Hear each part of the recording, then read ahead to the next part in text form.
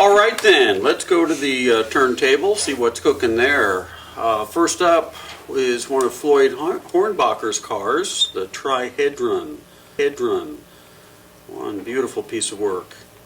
I think it was aluminum-based chassis. Of course, traditionally the 60s era padlock cars were magnesium, but I don't blame anyone for not going there. No, no, not at all. Beautiful car, beautiful, all hand built.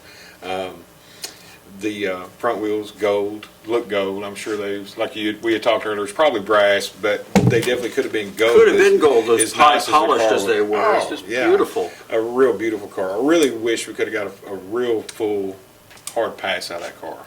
Yeah, it just plain overpowered the tires. I think, Floyd went true to the 60s form with 60s era tires, basically. Oh, yeah. Yeah. And there wasn't enough glue in the house to stick that car down. Maybe if we had had the option to run it several times, we might have.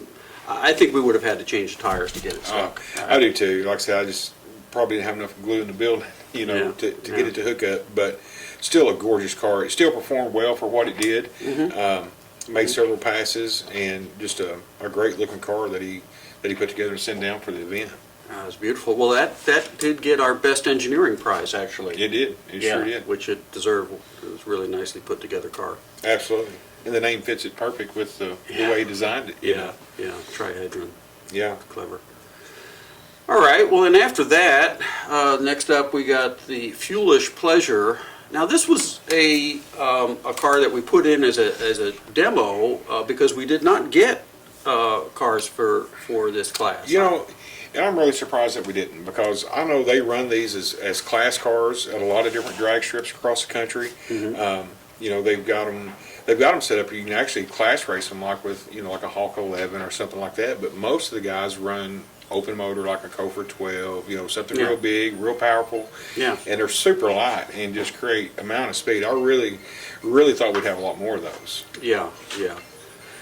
So as it happened, this one had a problem. Didn't run it.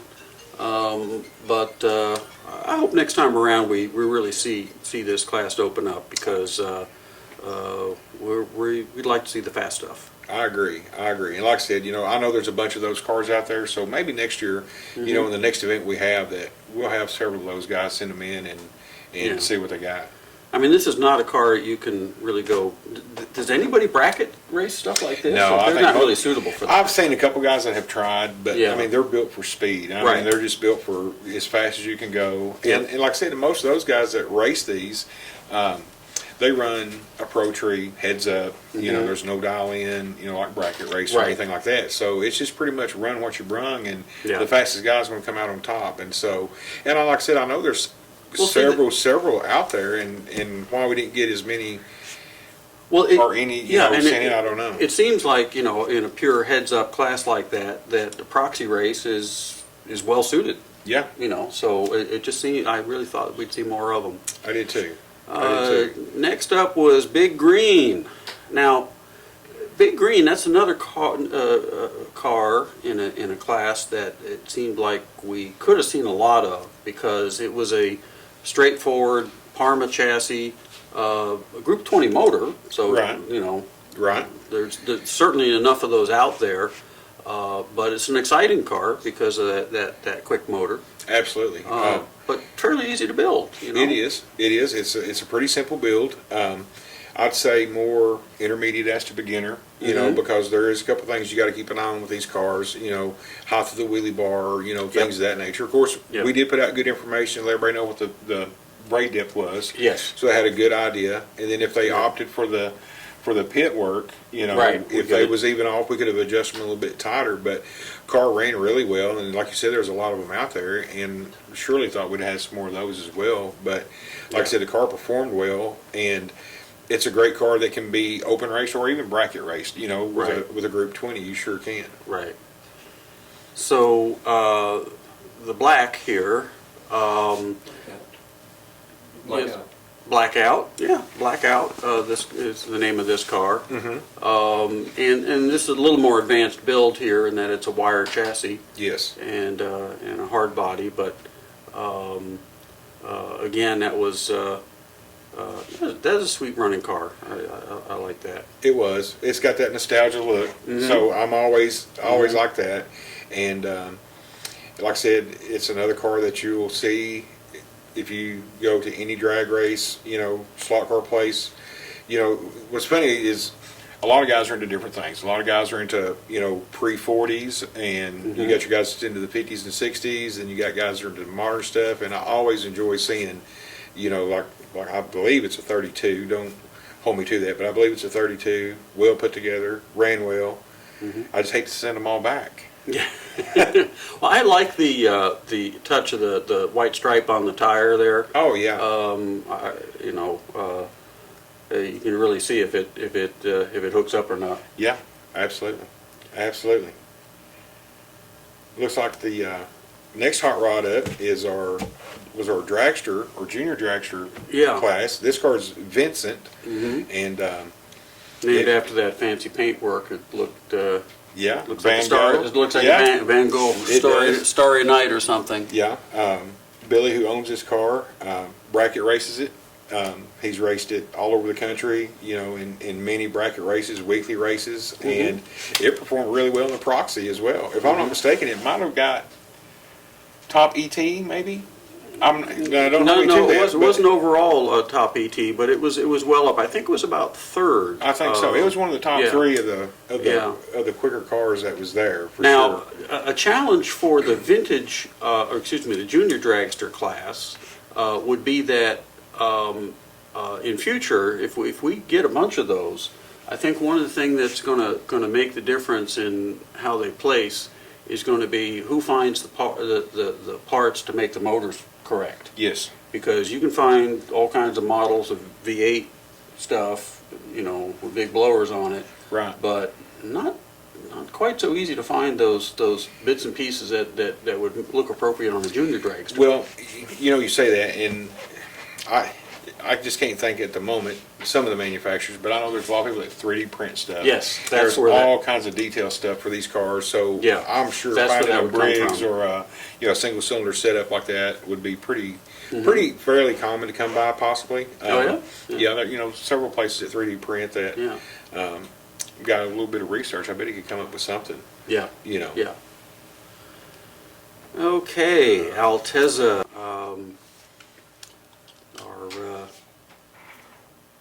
The Japanese contingent has arrived, I suppose, and another straightforward car, no bar car, ran nice. It did. There again, this is another one of those cars that you can build and race weekly and send it into a proxy event and have a class for it to run in, right? Which is nice, as because we do have those classes that are specific built for going fast or running on a certain voltage, but cars like the Altezza is something that you could bracket race every week at your local track, take it to other tracks and race, and then also, like I said, send it in for a proxy event. Right. Belvedere, pretty car, nice kit. I don't know what else to say about it. I just thought it was just a good looking car. It's a good looking car. If I'm not mistaken, it's got a slip joint chassis under it, which is real common now as far in heads up or in bracket racing. The two most common is a bar car, or the slip joint. Yeah. The slip joint seems to be a little bit more versatile from track to track. It's not as track sensitive as a bar car would be, based on braid depth, and things like that. Yeah. And just very well put together. It's a great color combination. I love the factory look. It just looks stock, like it rolled off the showroom. And another one of those really good looking cars that you could race every week, and then also send it into a proxy event. Right. And stock class, like I said, I think that was ran on the street class, and then this is Grumpy's toy. I think that's the Pro Stock class, if I'm not mistaken. I think so. His '66 Nova. Yep. There again, slip joint car, they run great, you can tune on them a little bit. And that kit's pretty available too, isn't yes, it? That's I think currently available kit. I believe so. You can probably find it online or at your local hobby shop. And like I said, it's pretty common. Everybody likes Grumpy's toy. I mean, he set many NHRA records in his day, and it's neat to see some tribute stuff like that. Nowadays, guy paying, homage to legend. Yes. In drag racing. Yeah, exactly. Oh, okay. This is the GOAT. This is the only car that made it fully into our coffin. Sure did. It got seriously airborne at the top end. It did. And I haven't really taken a close look to see what we caught on video. I want to see how many backflips it made. Right. But not a mark on it. I couldn't believe there was no damage at all. Here's a car with a lot of delicate detail sticking up in the front on that motor.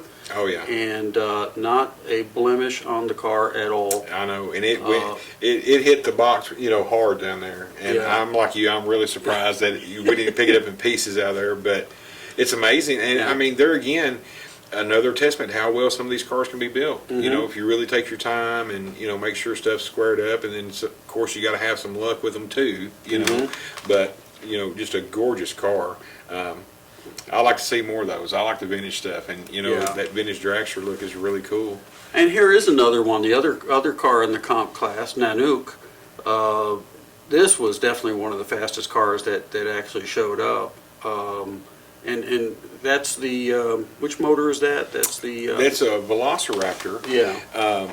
But I couldn't tell you if it's the 12 or because there's several versions of it. Oh yes. And it's one of those deals to where it was powered with just a Super 16, and seeing that class was in, and to have some more stuff to show people what we've got and stuff. Right. The owner of the car found a donor Velociraptor, and we put it in it, and That's basically what I think both of our our comp cars got remotored from Super 16s to Velociraptors. yes, And that is actually something we kind of designed in on purpose for this event, was to have a variety of motors represented, and to have a variety of horsepower present, and to some extent I tried to match them up to the real world motors.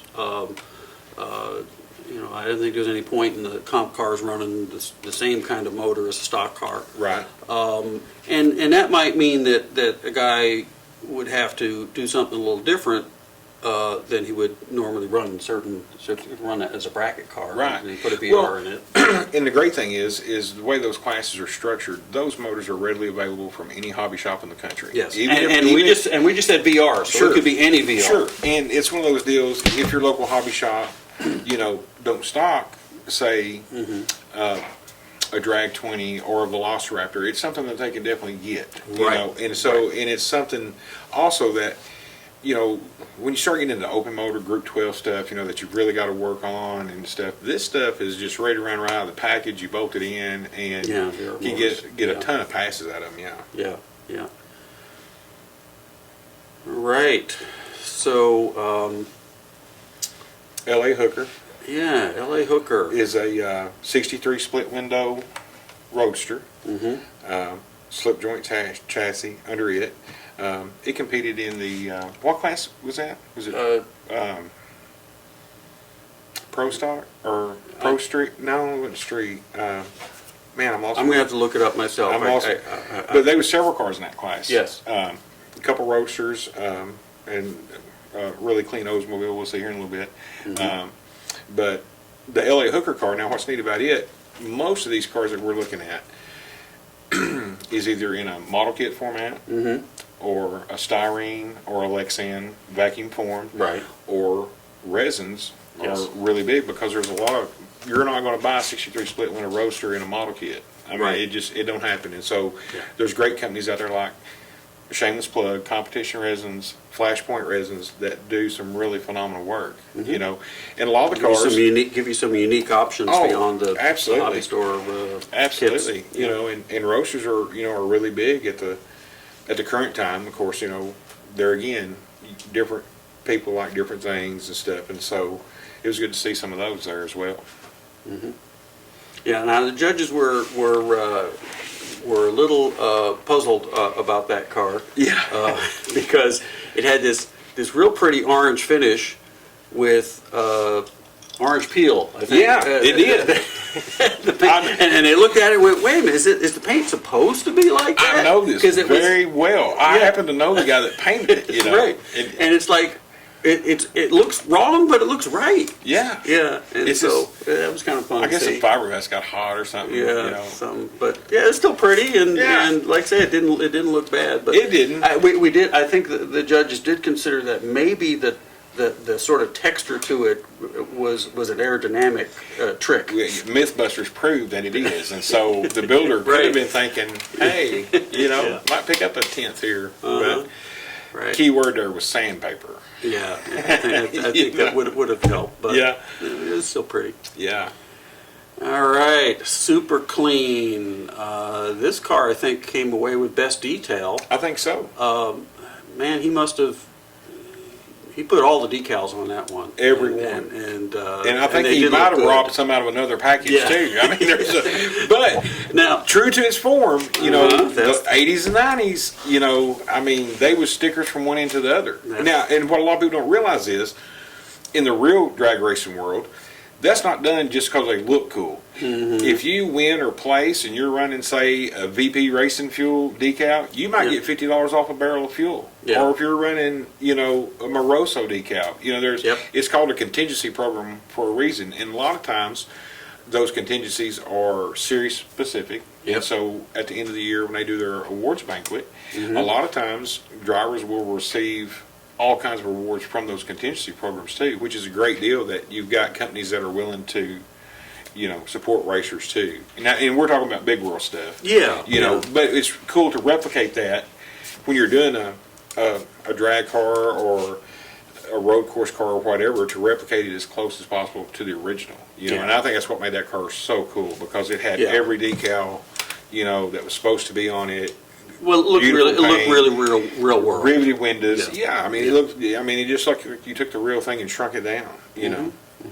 Now, all we need to do is to get that kind of sponsorship going for the small cars. Oh, absolutely! Wouldn't it be awesome? Where were those guys? We're going to chase them around. We're going to. Down. We're going to. Because we're coming for you, Moroso. That's right. Because I mean, how many of those guys don't even know that this exists? Yeah. I mean, I'm sure a lot of them do, but I'm sure there's a lot of them like, well, no, wait a minute, you mean to tell me that y'all race these on a smaller scale? Absolutely. Every weekend at, I don't even know how many drag strips there are across the country, but, you know, just in my area, you know, around here, you know, there's 4 within 2 to 3 hour drive. So, you know, it gets pretty popular pretty quick. Okay, another pretty car, same class, Machete. This one, I think this got our best paint award. It was really slick, and some nice airbrush work and masking, and just clean. Now, in real world, I think they would have had at least one sponsor sticker on it, but it was almost too clean to do that. Absolutely. You know, certain cars look great with all the decals and livery. This car, Archie Beck is the painter and builder of the car. Beautiful automotive paint, automotive. And he started with a styrene kit, but then cut it and filled it to make it a coupe. Because I noticed it's got the grill up front. Yeah. That's not a cast part. That's a model kit part, right? I think it's Revell or AMT 69 Camaro. It's what he started with, and like I said, he cut the roof off, you know, decked it, mudded it, done all the styrene and body work underneath it. I mean, it's a piece of work, just knowing what kind of labor and man hours to turn just a model kit into that, and then it to turn out as clean as it does. You know, I mean, it's smooth, and like I said, video and picture really don't do the car justice unless you really see it in person. As deep as the color and stuff is, It's a really nice car. And we gave it best paint, but as any painter knows, it's the prep work that makes the paint right. And absolutely. So do all that body work and get it smooth enough that the paint didn't show the lack of prep. Absolutely. Is a big part of it. Absolutely. So very nice work. You bet. All right, Little Boss. This is a pro stock car. Yeah, Sox and Martin So, library. You know. Again, another tribute to the real heroes. You bet. You bet. Beautiful car. What I like about this car, I guess, more than anything, is there's tons of companies that make wheels for these things. Yes. And these have the period correct centerline style drag wheels that they would run then. And to me, that's what makes this car. You know, not only does it have the correct paint and everything, but it's got the correct wheels that matches the air as well. Right. And it, like I said, it's another really well detailed, well painted car. I think it give the Oldsmobile a run for its money on that deal. Like I said, you know, they was both really well detailed. I know Derek spent a lot of time looking at that class in particular. You bet. That was a tough call. Absolutely.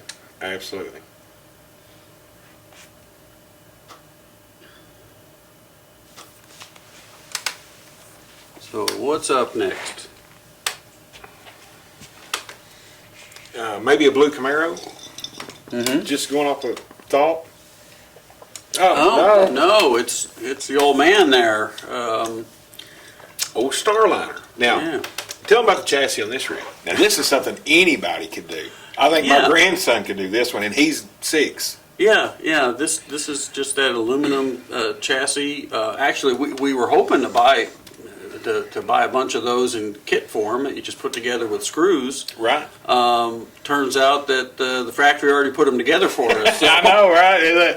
not much left to do, but bolt wheels on it and drop a motor in and off it goes. But, and like me and you had talked about, the cool thing about that chassis is you don't have to own a soldering iron. No. Nothing. It all bolts together. Right. It's readily available through your hobby shops. Yeah, you need about one screwdriver is about it. I think the old 50 driver, and it puts everything together for you. You know, and like I said, this car performed well for what it was. You know, and I'm not knocking what it is because I mean there's different levels of chassis and chassis work and stuff, but for something that just comes straight out of the package, and we screwed it together and put a body on it, and it just made pass after pass on the drag strip was really cool. Well, I hope next year we can these come back in stock in kit form. Yeah, because I think it would be fun to put something together. A little bit more assembly. I think so. Still easy, but without special tools. Yes. So, but yeah, it did run really well. It had a lot of weight in the nose, as I recall, and ran just great. It did. It was really cool to see. Bluebell. That's that blue Camaro I was thinking. Yeah. It's a gorgeous blue. I know that. Real pretty paint. Yeah. And of course, any Chevrolet Camaro fan knows there's that grill. Yeah, there was the several. same one that's on Machete. Is that what Machete looked like before he chopped it up? Is that the same kit? No, if I'm not mistaken, this is a 67. And the reason it's a 67 is because, for one, you can tell it's got the hideaway headlights, but they also come with non-hideaway headlights. But the key is the wing glass on the windshield, or on the side windows. Yeah. 67s had the vents, 68s didn't. Of course, 69 is a little bit different body style, too. But the cool thing about this is anybody that's been around 67, 68s, and 69s, there was no telling how many options of stripe kits were available to put on those. And that was just nice, classy, clean with the white nose stripe. I guess they call it the bumblebee stripe that's on the nose or whatever. And just a gorgeous blue. Yeah, just a beautiful car, you know. Okay, ruled by Fiat. Boy, I don't know how many of them back in the day were still steel body Fiats, but that body was the go-to for so many fast cars. Absolutely. Because it was one of the smallest cars you could buy back then. It happens to be a little bit the right shape aerodynamically too. So yeah, that was a popular car. Now that one is all 60s era components. I think all the wheels, and it's a dynamic chassis, 16D motor. The 16D motor's been, a 36D motor, the big can. It was reworked with overhead springs, and I think it's got a rewound armature, so a lot of horsepower in that little short wheelbase car. Yeah. You can see why they used them then too. Yeah. You know, it transfers into that too. You know, Yeah. a lot of power, short wheelbase. Yeah. Again, a lot of lead under the hood there. Yeah. I think the little motor is carved out, and all the space inside it is full of lead, Right. just to keep the nose down. But that ran well. That ran really well. It did. I like those cars. There again, it's like, that vintage stuff is just really cool because it still does what it's supposed to do and can compete with anything modern. Yeah. That's what's really cool. Yeah. Now, Club Special, this was one of the only cars we could not get to run, besides Foolish Pleasure, but this one is one of those long can motors that are common in these 1/32 scale cars. But this thing just had so much torque that on the power switch, instant on situation that we were using, it just could not keep the motor the nose down, and Right. it would hop out. It was on polymer tires, which we were a little nervous about polymer tires. We recommended people using foam. Right. As it turned out, the polymer just had incredible grip. I was amazed at how sticky they were on our track. And we tried running it with, we put 3 quarter ounce squares of lead taped to the nose of that thing, and it still would not keep its nose down. Now, I think the answer would be in future, if someone were in a car like that again,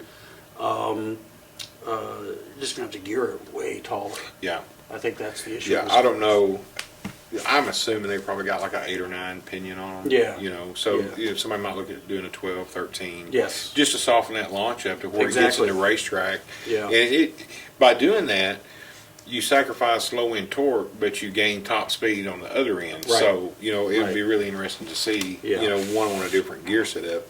Well, those long can motors do have a lot of torque. They in the 1/32 scale world, they rate them by RPM and grams of torque, and some of those are rated at 365 grams. That's a lot of torque. It really is.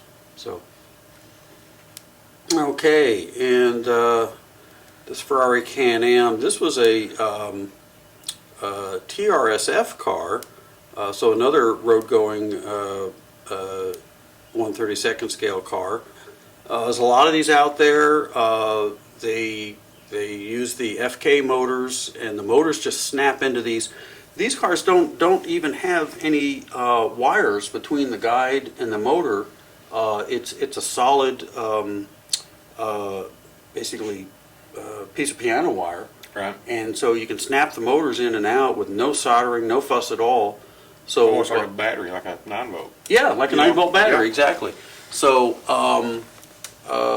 here's a class where you could easily have 2 or 3 different motors and different pinion gear sizes. Absolutely. Because on these, they, like a lot of the 1/32 scale cars, the gears, when you change gear ratios, the distance between the motor and the axle does not change. Right. So Slot-It and other companies make gears of constant diameter in different pitches to allow for the different ratios. Right. And so it really does mean that you could have several different ratios and just snap motors in and out of something like that. Right. So, And I can see why they would do that because they're road cars, and not all road cars are the same length and tighter turns, and Right. so it would make sense to have that available depending on what type of track. Right. Not outside of drag racing. That's right. Like in the road racing. Right. How they would do that, but how well it benefits for a proxy drag race as well. Right.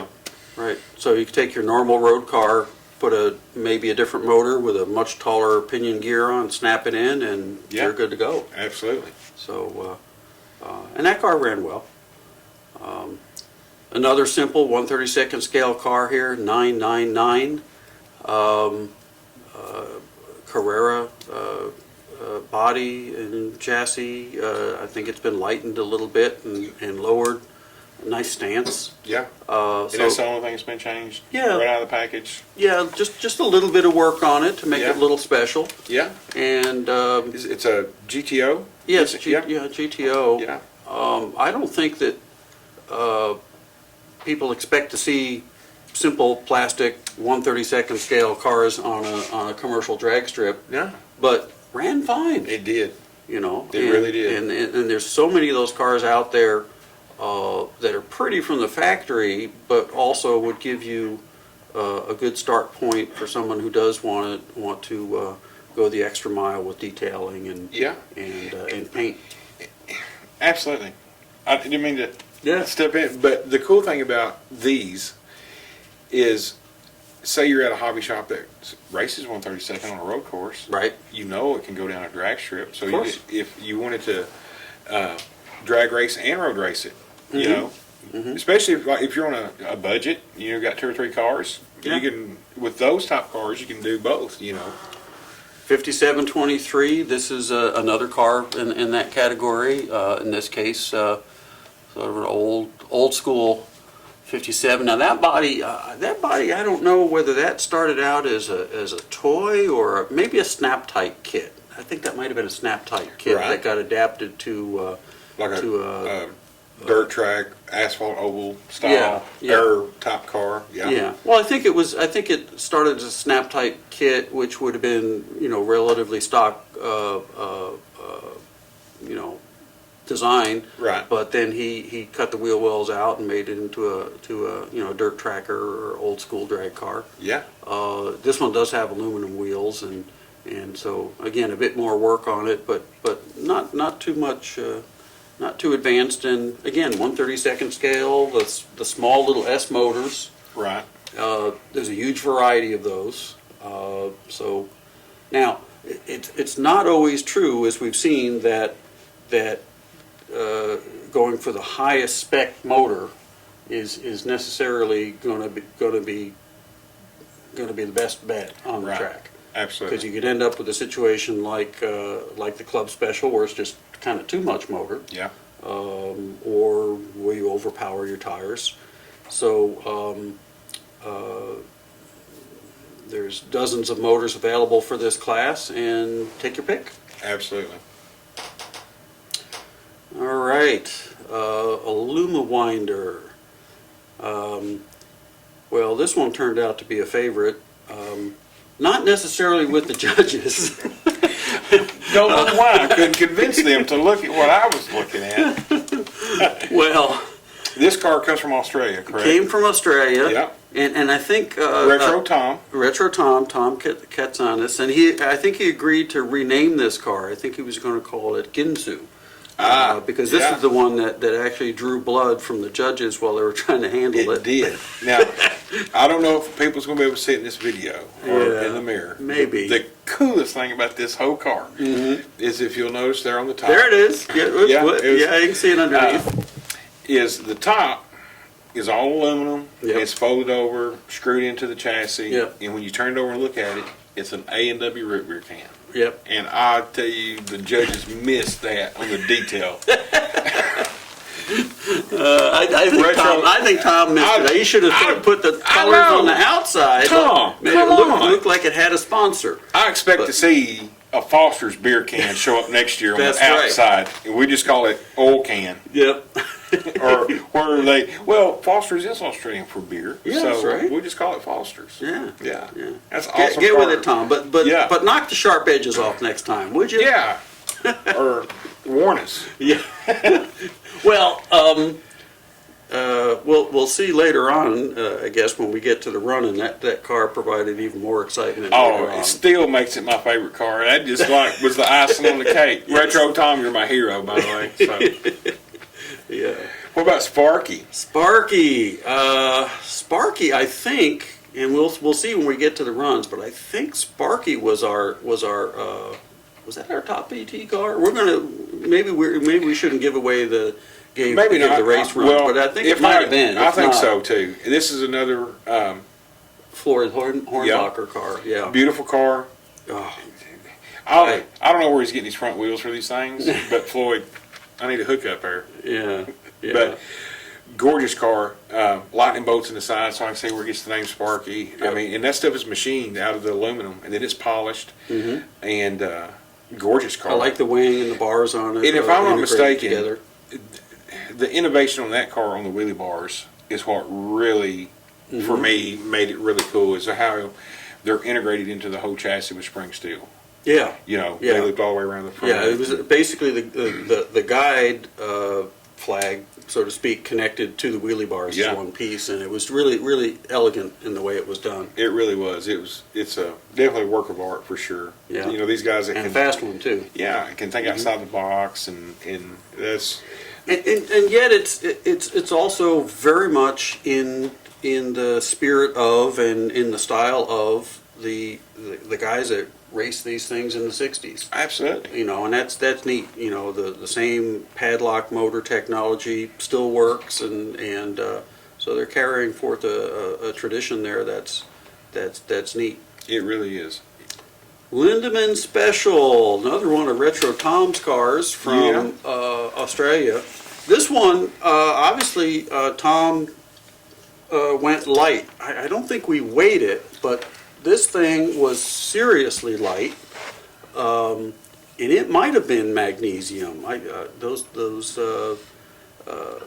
don't know whether. We had talked about that. Yeah, Now he'll have to tell us if it was magnesium. I'll say galvanized. yeah. We we weren't sure. Somebody says a lot of match. No, we're not going to do that. It was either really thin galvanized steel or magnesium. I'm not sure. We didn't inspect it with a magnet Still a or cool anything. deal. I'm going to tell you, Retro Tom, he's got it. Yeah, I mean, he's got it it happening. Yeah. All right. So it looks like we're back to trihedron. So we might be back to the beginning of this. Could be. But it's a beautiful car anyway, so I don't mind seeing it twice if this isn't the beginning. I hope this turntable idea works for people to really take a good look at these cars. We were going to shoot a bunch of still shots, but we thought that spinning them like this would do the cars more justice. Sure. Let you see it from all angles. And those Pro Jack stands, the way they got them held up. Yeah, I like that's that. Shameless plug. Billy Valentine makes those. You can find him on Facebook. Yeah, You know, yeah. but they are really cool. Yeah, we experimented with a donated a couple set different to- ways of propping Yeah. them up, and we thought, no, let's put Billy's stands in there. Yeah. And Look at them wheels, boy.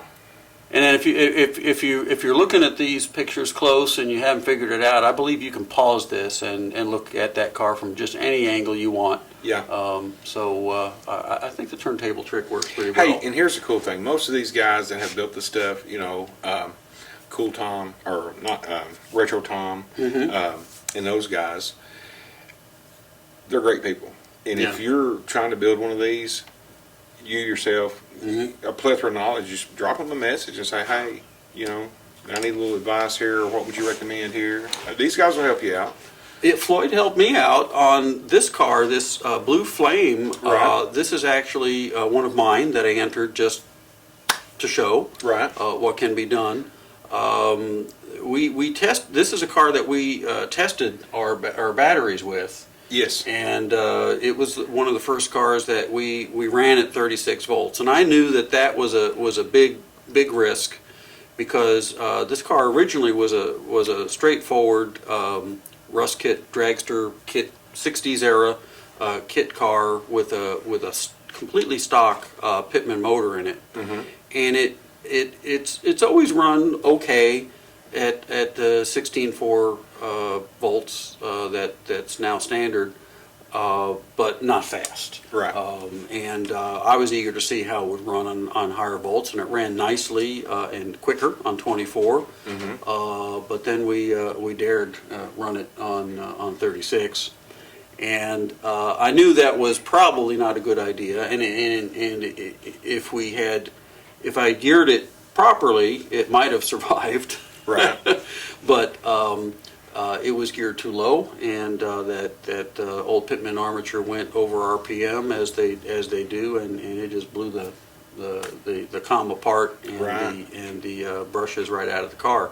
So, but I kind of knew that would happen. The old Pitman armatures were known for that, and in the day everybody ran Ram in those motors. So Floyd hooked me up with a Ram armature and actually one of his motor builds, and so that was one of Floyd's motors in that car for the event. Right. And it survived just fine. You bet. Now, and a real pretty wheel stand. I hope we get a good look at that when we run it. That made just a beautiful, graceful wheel stand. It did. Quick question on that car. Yeah. Did it only come in aluminum and blue?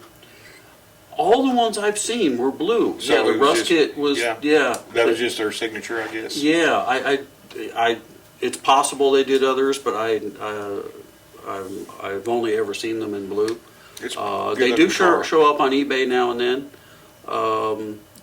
Like I said, it's mostly a kit that was available in the day. Mm-hmm. Fantastic. Here's another one of Floyd's cars. We were just talking about Floyd, the Express. Mm-hmm. Another wheel. I mean, his builds speak for themselves. You know, polished, good-looking wheels. This is a really pretty car, and the shape of the chassis. If you look at some of the mag winders from the '60s, they're the ones that show up in the magazines. This one has that. It really has that look. Yes. It's a beautiful car.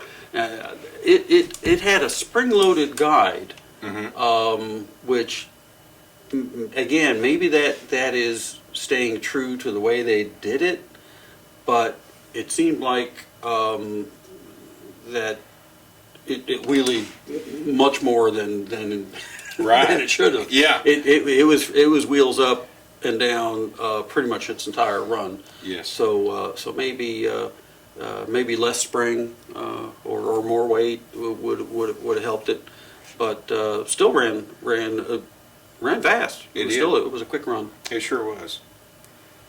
I always liked this car. Of course, you know me. I like that vintage stuff. Mm-hmm. You call it wired. Yeah, because it's just steel wire. Yeah. And this is again, it's kind of a assembly of parts that still show up on eBay or in the bottom of somebody's old collection. Right. But a very true to the padlock drag era car. Mm-hmm. Now this chassis was originally designed for a Pitman motor laying on its side, and this particular one was modified to stand the motor straight up, and that actually works out pretty well. It looks a little more like in the proportions and so forth, look more like a real motor, real engine would be. Right. And it sets the gear up at just the right height to be right on the center line of the axle. Yeah. And on the side, it's a little bit off. Right. Retro Tom again with Drag Noda. When this car first arrived, we were a little concerned that maybe it had packaging damage because it's got that big divot in the windshield. Right. Tom threw us a curve with that. He said it was on purpose, but it scared us. Mm-hmm. And it looks like it's been left out in the hood a little too long, but fun to look at, and ran real sweet. Yeah, these guys that we talked about, like Archie Beck earlier, the automotive paint, the clean. Here's the other end of the spectrum, the barn find. Here in the U.S. we call it barn find. I don't know if that's their version of that down under, but it's got graffiti on it. It's like it's been sitting in an abandoned lot. Yep. Kids have painted on it and thrown bricks at it, and it's just so cool. And under a subway trestle somewhere. Absolutely, and people look at that and like, that's artwork in itself right there. Mm-hmm. To make something that would that looks like this compared to, the real shiny stuff. Of course, I'm a barn find guy. I mean, that's the stuff I like too. And to see that and how people in other places of the world do it is just really cool. So I thought it was just neat. But I'm like you, when I seen the big divot in the windshield, I'm thinking, now wait a minute, what happened here? But yeah, it's good to know that it was purposely that way. So yeah, I think he stuck a soldering iron through it or something. But he had to have done something. Yeah. So next up, Green Flame. This is another kind of last minute entry. One of my cars that I just put out there to get people thinking. Of course, I could have been thinking more. I still think the reason that this one didn't record a time is that white guide was just not seen by the sensors. Now it might have been airborne, but I still think that it. Had we put a black guide in it, I think it would have counted. Right, very possible. And and we've noticed that a lot of times. Some of the graphite guides and just some of the different brands just don't read on the system. And I don't know if it's a deal to where the flag's absorbing the beam or not reflecting it or doing something. So but a great car. It has H&R Racing rubber wheels, don't it? Yeah, on the rear, and they really hooked up well. They worked fine. So that was an experiment to run those, and it has the old 26D motor, right? The medium-sized Japanese can motor, and those were the hot thing in '67, and then they disappeared. But collectors still love them, and they still run strong. It's sort of got a nice balance between the big torquey 36D and the 16Ds, just sort of a sweet spot. Right. And ran well on the drag track. Absolutely. Okay, Floyd's The Thing. The thing about this car is no pun intended. Yes, is that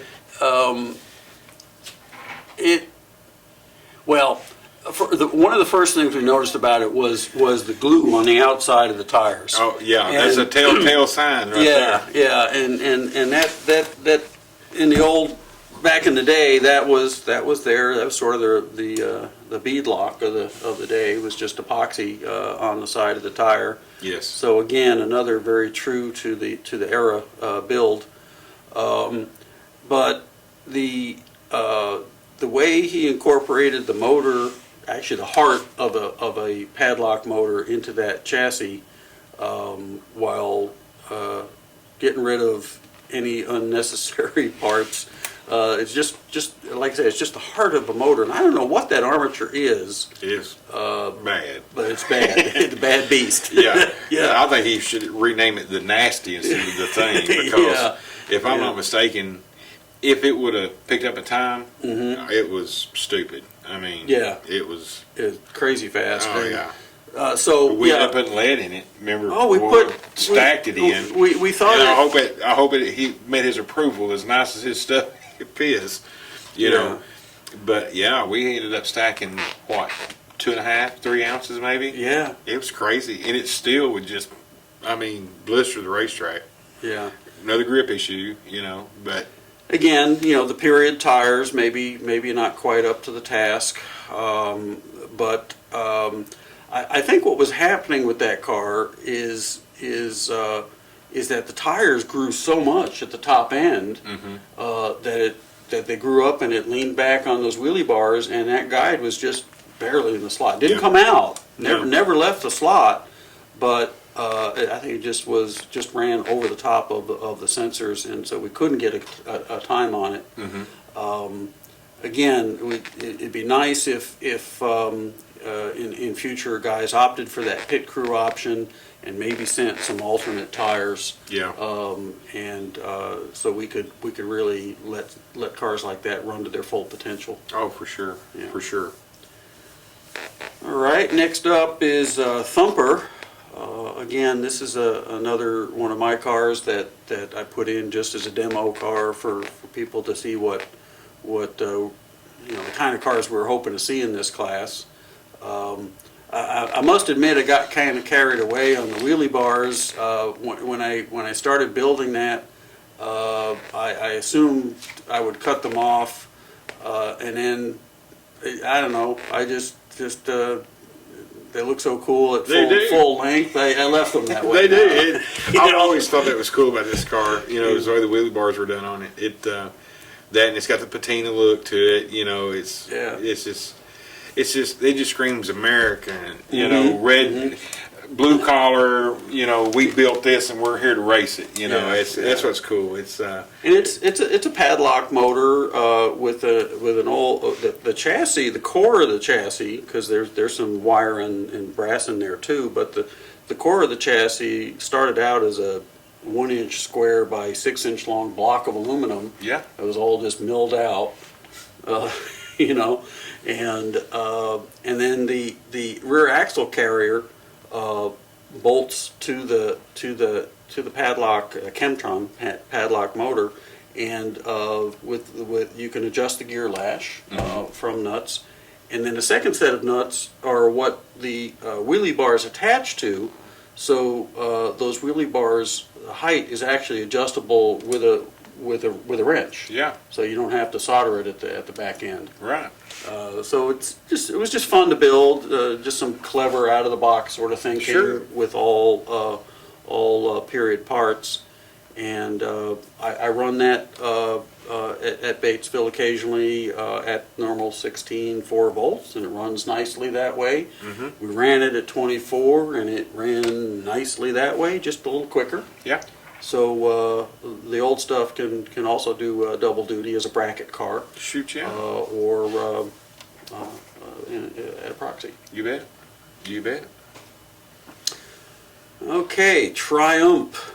They're some of the biggest white walls I've ever seen. Yeah, some British bloke built this thing, and it's. I'm not sure of the body. It's a Triumph, obviously an early Triumph. Right. I don't know where it came from. Again, whether it was some kind of a toy or a kit, but nicely painted and detailed. It is a good looking car, and I was just making fun about the white walls. Yeah, you know, me and you had that conversation earlier about the white wheels and stuff, or tires and stuff. Yeah, yeah. And it's just neat how that's progressed over the years and stuff. Yeah, well, I think the tires are some old Vico rubber from the '60s. Vico made these sort of tan natural rubber tires. I think that was supposed to be the idea was by leaving the carbon black out that's used to make the rubber black. Right. That the natural rubber could be softer or grippier. They don't seem to be all that grippy, but it could be because they're 50 years old. Very true. But to be 50 years old, still have that much grip they've still got in them. That's impressive. It was fine. It was fine. And again, in that case, it was an old one of those old train motor style motors, and that's what we wanted to see in the nostalgic sport class. Right. Was we wanted a class for the not the padlock necessarily, but the old school open frame train style motors. Right. Yeah. And it ran just fine.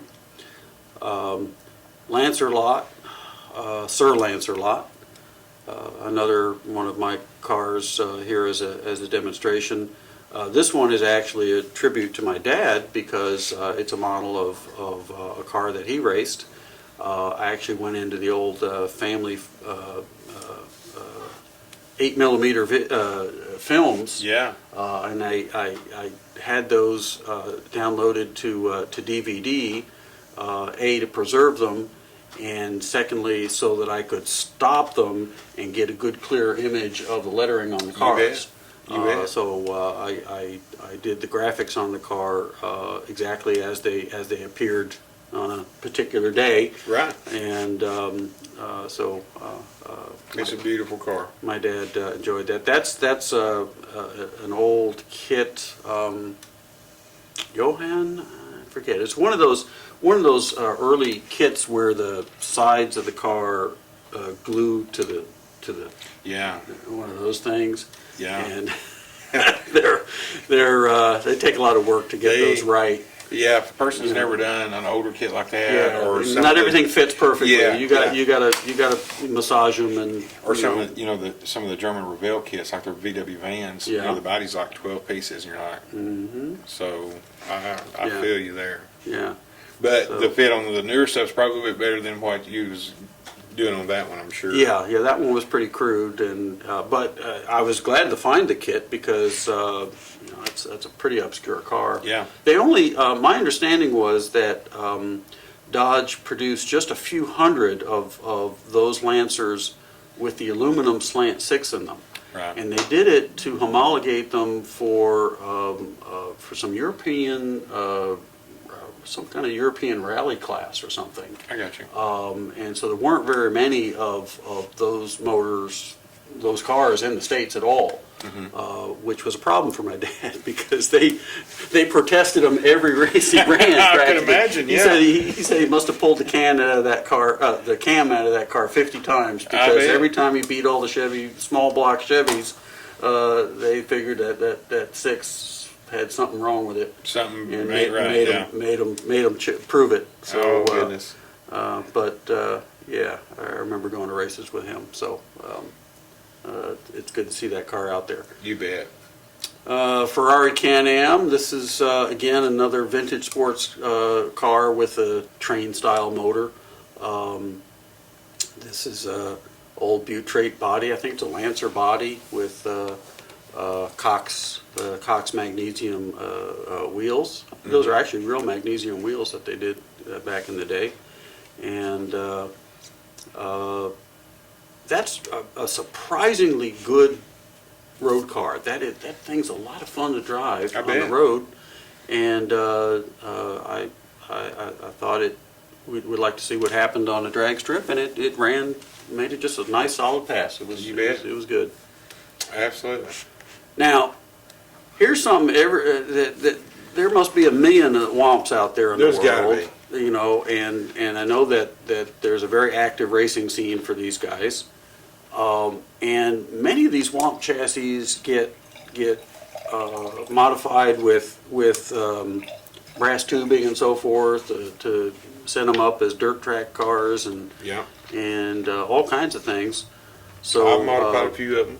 Yeah, yeah. We used to keep a pair of pliers in our back pocket when we raced them. Yes, yeah. But like you said, there's got to be. There's no telling how many. Y'all need to go and look in your garage and basements and shoe boxes and stuff because if you was anywhere near a slot car track, you owned a Womp. Yeah, you just had to have one. Right, right. It was really kind of the entry level car for a lot of people, and they're still popular today. They of course, are. now there's now that Parma's pretty much out of action, and so's Champion. But there's several companies making chassis for this class, so it's going to stay live. This thing it surprised us all how fast it was on the drag strip. Capri is the name of the car. Yeah. And we did 2 passes with this thing, and on the first pass it just screamed at the top end. We thought it hurt the motor. Turned out it just sucked the interior down onto the gear. So we ran it again just to make sure it was still alive, and it's fine. Yeah. So yeah. I think I road raced it the next weekend. So it sure sounded like it tore up a lot, though. Didn't it sound awful? It did. Yeah, it sounded really awful. It's just nothing. And then here's another class. We've got so many guys building beautiful chassis now for the retro road cars. This retro Can-Am car. This one we call L&M Lola. And it's just a real pretty example of one of those. The body is hand painted and detailed. It's got the driver's name hand lettered on it. It's an authentic livery, and the chassis is all wire. They can build with wire or plate in this class. There's limitations on the wheel size. Has to be the correct wheel size. They've got. It has to have a legal motor for the class. So there's a lot of restrictions on this class that's intended to keep it in the style of a 1968 Pro car. But at the same time, there's all kinds of innovation and some real almost jewelry-like chassis work going on. Oh, yeah. So I was not surprised to not see them appear for a drag race. It's really not a drag car. Exactly. But I really would like our event to grow and become a showcase for a variety of slot cars, and with all the guys doing nice handwork, it seems like they should be represented. They should be seen. Sure, absolutely. Because like I said, there's some very, very talented individuals out there. You know, not only building those any styles of cars. You know. Yeah. There's some. And I'm sure we've got a class that could fit in. Yep. Yep. For sure. Yeah, we want those guys to be seen. I really thought that we would see people that maybe didn't feel they were ready to enter a worldwide event, that would contact some of these builders and have them build the car for them. Yeah. I thought we'd be driving a lot of business that way, and it didn't happen much, and I think some of that was due to COVID and all the uncertainty around that, and the fact that this was a first-time event. I think that a lot of people are, I've got dozens and dozens of emails with people saying, I'm doing this, wait till next year. Yeah. And, either they heard about it with not enough time to build, or, like I say, they kind of wanted to see the event first, so they knew what they're in for. Obviously, and that happens, on some of the, bigger events that I've promoted. It seems like the first few is, it's kind of a hit or miss deal until word gets out, man, they done what they said they was going to do, and they run it on the up and up, and then, the next year you turn around and it's double what you had the year before, and then it just continues to grow, So, and I think that's something, like you said, that a lot of people's like, well, I'm not sure I want to do that. Let's just kind of see how the first one goes, and, we might do that next year or something, but like I said, how many of these classes can you build a car to send in that you can still race at your home track every week? Yeah. Whether it be a road car or a drag car.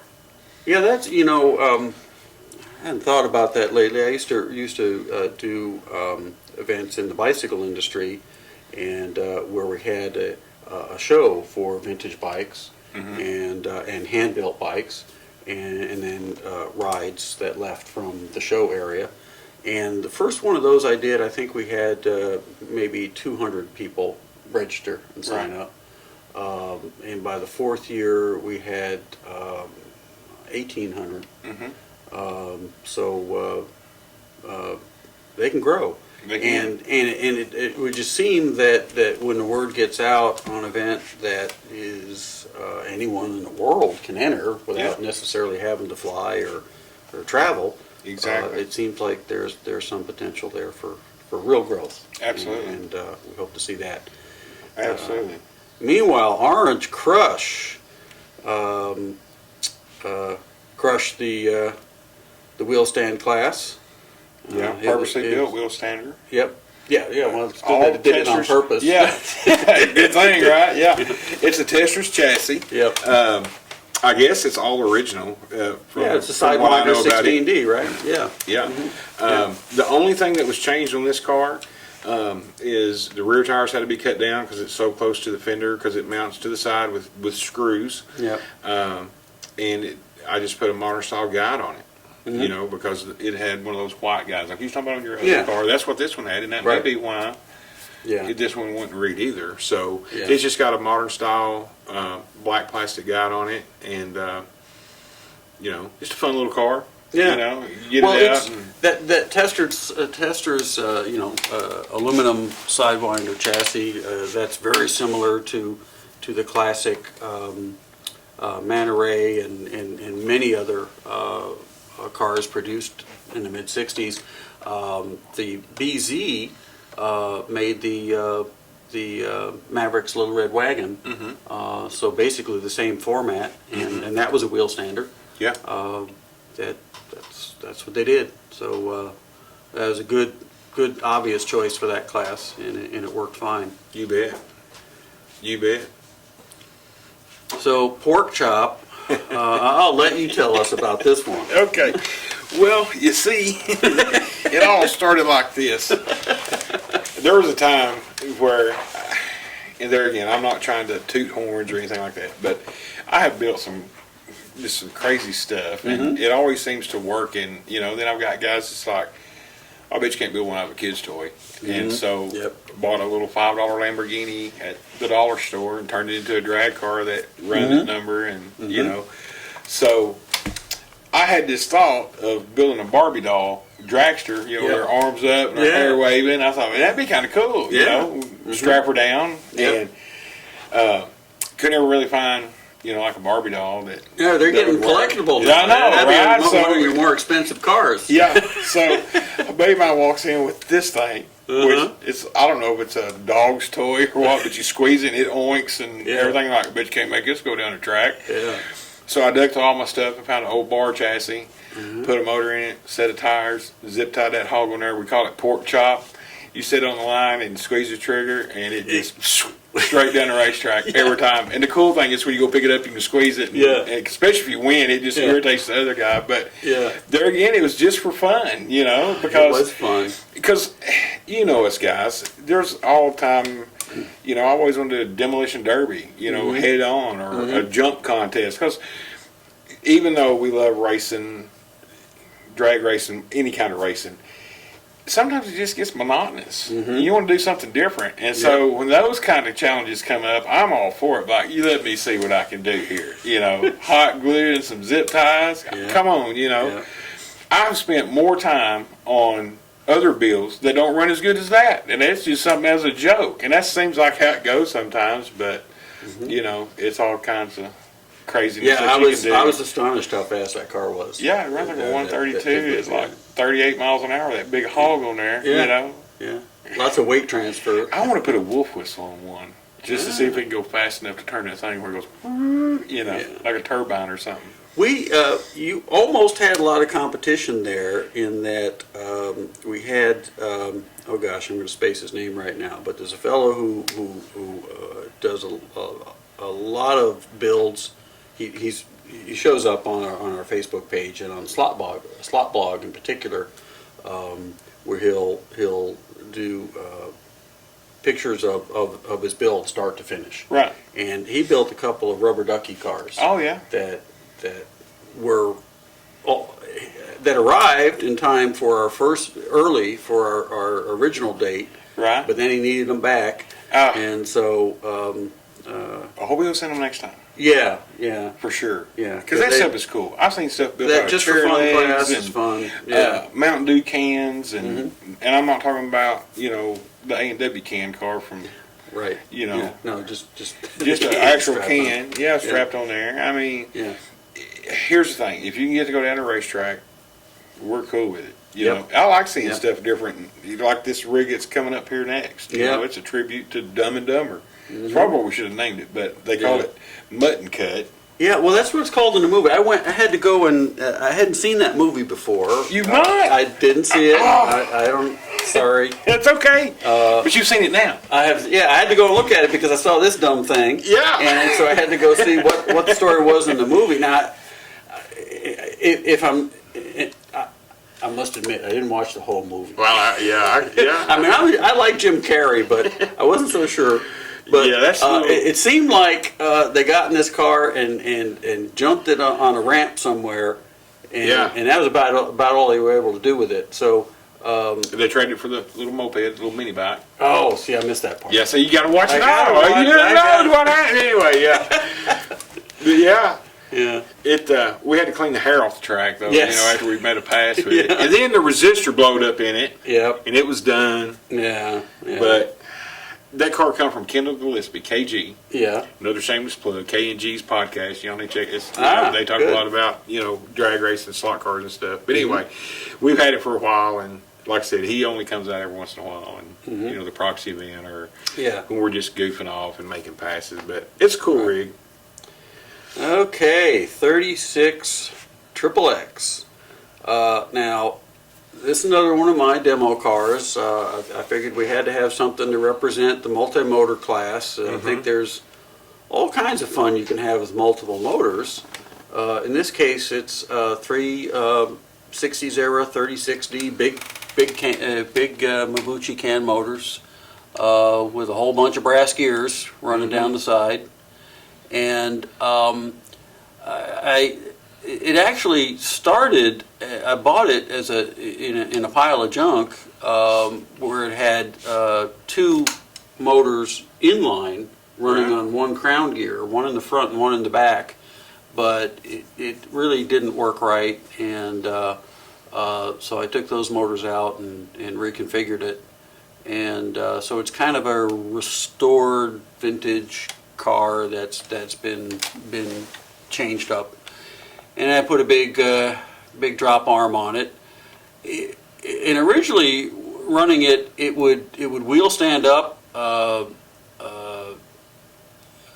up on the rear of the chassis and drop back down and wheel stand again, and it would wheel stand up and down the track 3 or 4 times, which was entertaining. But I thought it'd be better if we could get it to make a more civilized pass. Right. And I put a whole bunch of brass up front, a bunch of guide spacers with some weight so it's adjustable, and it ran sweet. Yeah, it did. Ran sweet. It was nice. It was What good. I like about that car is the rear tires on it. Oh, those are those Era 60 tires. How there was made. Because Yeah. I was asking you one time, well, how did they make these tires this big then? And when you told me that it was from like RC airplane landing wheels and stuff, and you would cut them down. That's just amazing. Yeah, those tires start out about 4 inches in diameter because they're a round profile. Right. They came off a big RC. Well, some of them were wire guided. Probably back in the early days. I don't know how much RC they were doing in the early '60s. No, it could have been a So wire guide it would deal. be either free flight or wire guide. But in any case, it's a set of big old. I think they call those German rubber tires, and they still work. Yeah, they do. Yeah.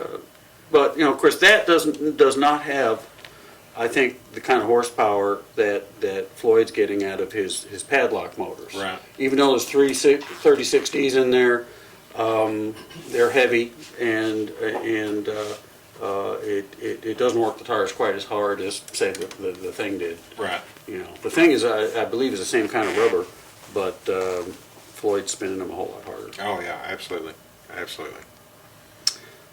So, I think that's the turntable, and we'll, I guess we'll go to the film. Now, we did we filmed every run we made. I think the camera stopped before our final run, but I caught that on my cell phone, so we actually did capture every single car that ran. And you're welcome to go through all 2 hours of that. We're going to maybe pull a couple of clips out of it, and look at those. But part of the reason we filmed every run with the camera, the computer screen in the same frame, was so that everybody knew that every run was legit. Yes. Since we did not have any of the contestants actually in-house, right. We wanted to make sure that everything was documented and legit, and that will be important going forward. If we do pull down some big sponsors, I mean, now we're racing for nice little award plates. Right. But if I promise, if we get some sponsor money. That sponsor money is going to go into 2 things. It's going to go into advertising to bring in more contestants, right? And also to get the sponsors more bang for their buck, more return on their investment. Absolutely. I do want to treat them right and get them some real exposure. All the videos that we do, will be on that website for eternity, as far as I can tell. So if next year we've got a title sponsor or multiple sponsors, they're going to get their money's worth on the coverage. You bet. This isn't really a one-day event in that sense. We've actually been feeding out our results and photos and videos a little bit at a time to kind of maximize the effect on social media. Yes. Again, that's in part to help build the buzz about the event and to get the sponsors a bit more bang for their buck. Yeah, in future, if we can offer some bigger prizes, that's the other place the money will go, and we'll continue to do the video of every run to make sure it's all legit. Yeah, and I think we still send them all their print slips, their tickets. I did send out the slips. I actually forgot to send them back to Floyd, so I sent him I photoed them, and he got them electronically. Yeah. I did forget to send him the hard copy, but he got the electronic version. There you go. That's good enough. So they're there. So that's what we got for now. And Yeah. Thanks, guys. We'll see you all next year. Absolutely. We'll see more of you next year. Yes, more How of about you. that? Get building. Retro Tom. Foster Beer Build them Can. up. Yeah. Awesome. Thanks, guys. Bye.